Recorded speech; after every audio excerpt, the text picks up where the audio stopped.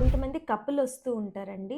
పెళ్లయ్యి రీసెంట్‌గా మ్యారేజ్ చేసుకున్నాం madam. 1 or 2 years వరకు కిడ్స్ వద్దనుకుంటున్నాము. Because of multiple reasons.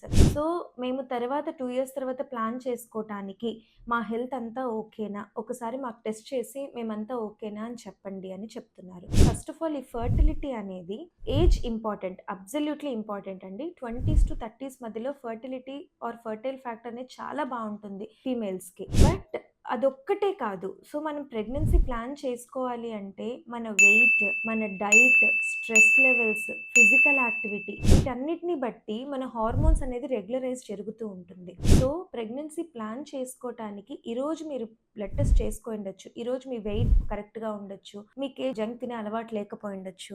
And wait కంట్రోల్‌లో ఉండొచ్చు. స్ట్రెస్ లెవెల్స్ లేకుండా ఉండొచ్చు.